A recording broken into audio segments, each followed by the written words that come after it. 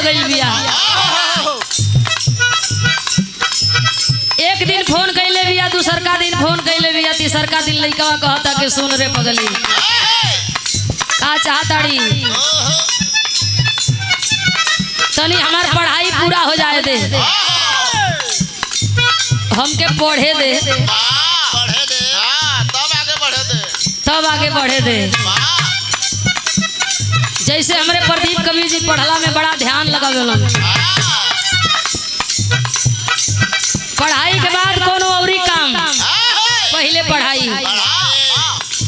वो सही वो लइका रहल, लइकवा कहले रहल हो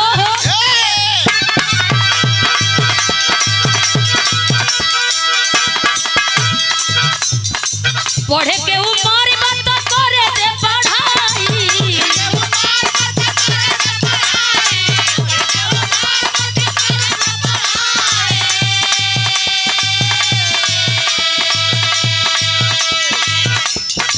हमरा पकड़ जनी प्यार को चढ़ाई।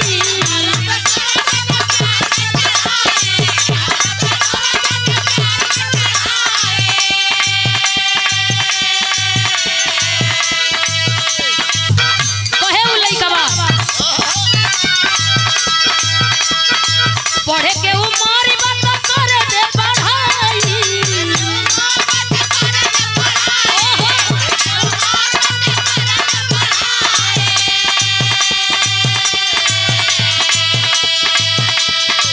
हमरा पकड़ जनी प्यार के चढ़ाई।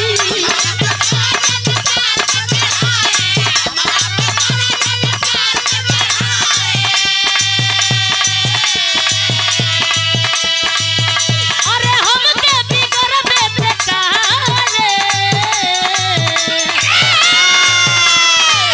अब लइकी कहे हमहु कुंवारे बानी तू कुंवारे, हमहु कुंवारे बानी तू कुंवारे, चल सरदा कबारे, हाय हाय रे हमर पियवा दुलारे।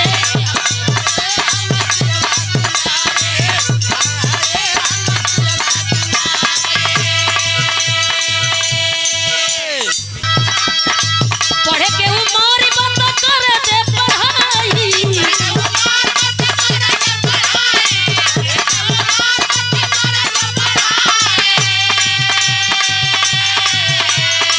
हमरा पकड़ जनी प्यार के चढ़ाई।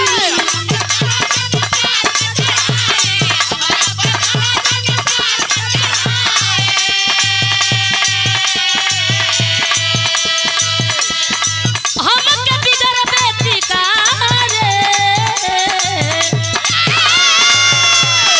हमहु कुंवारे बानी तू कुंवारे, चल गरिदा कबारे, हाय हाय रे हमर पियवा दुलारे।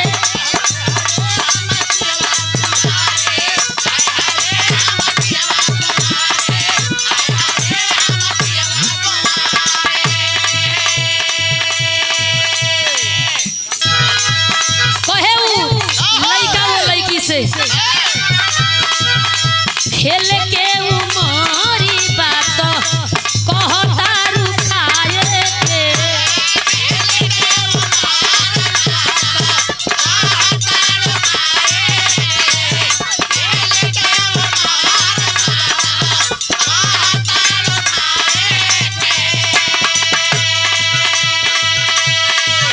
होई जाती गलती परी गंगा नहाए के।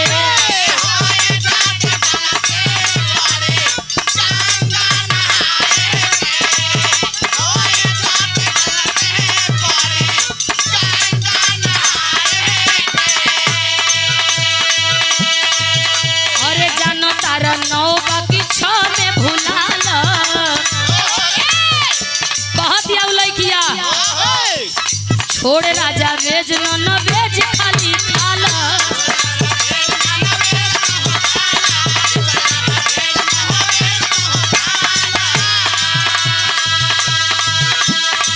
उ लइकवा कहे कि ऐसन बात नहीं थे, जैसन तू सोचता रे वैसन हम नहीं थी। तोर तोर कहीं दिल दिमाग औरियो बा, हमार दिल दिमाग कहीं औरियो बा। सोच में